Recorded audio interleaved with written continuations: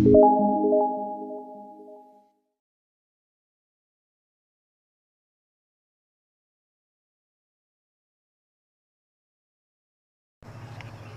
morning, and welcome to our final day of devotion together. Being hurricane season and hearing all the stories of the devastation caused by the various hurricanes at the moment. Hear the devotion that was written back in September of 2008 for the Oklahoma Conference of the United Methodist Church. And the scripture for the day, Genesis 18, verse 14. Is there anything too hard for the Lord?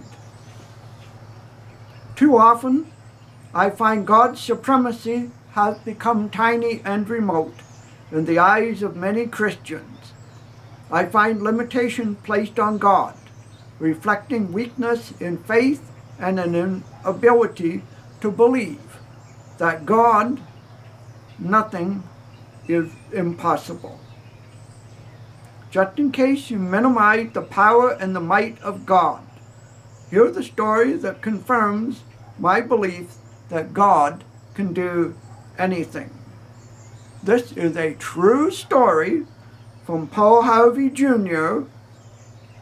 from his book, The Rest of the Story. This is either the most phenomenal coincidence to occur, or it must have been an act of God. It took place in the tiny town of Swan Quarter, North Carolina, some 125 years ago. The Methodists of Swan Quarter had no church building.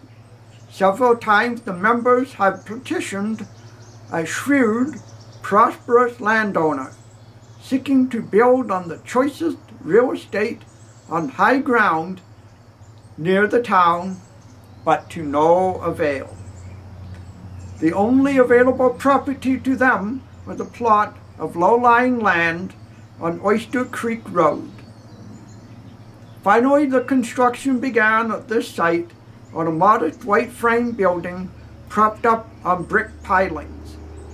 The work was completed in the summer of 1876, and on the 16th of September, a Sunday, a joyous dedication ceremony was held. 3 days later, a terrible storm lashed Swan Quarter. All day that Wednesday, the wind howled and the rain came down in a gray wall of water.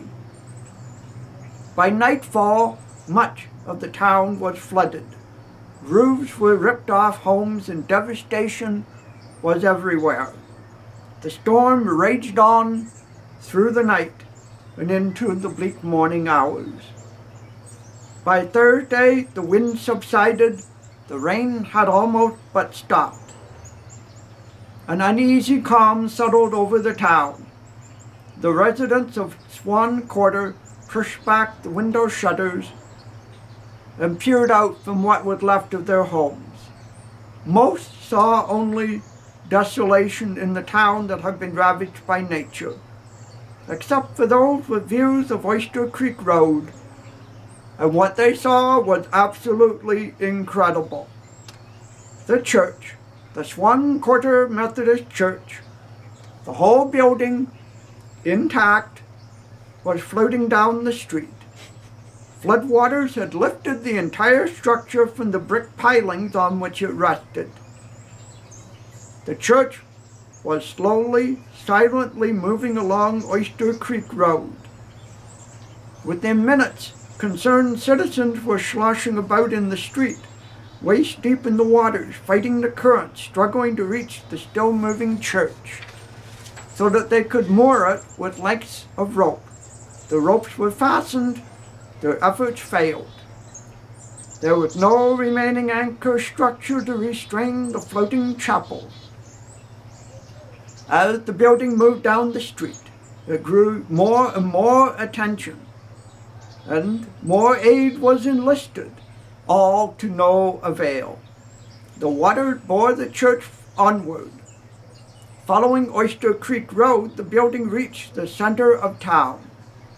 Dozens of people watched, amazed, as the Swan Quarter Methodist Church, still adrift, made a sharp, inexplicable right turn and continued down that road. It seemed as though the chapel was alive, intently moving on its own. 2 more blocks, the townspeople unsuccessfully fought to anchor it with ropes that could only gape as another mysterious shift occurred in the route. The church veered off the road, steered itself to the middle of a vacant lot, and there it stopped.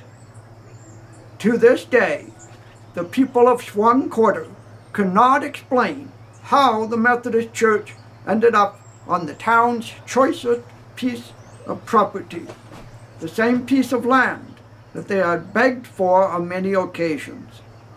The next morning, after discovering the church in the middle of his lot, that bulky landowner went to the Methodist minister with trembling hands and presented him with the property deed. Thank you for joining us this week. May God bless you.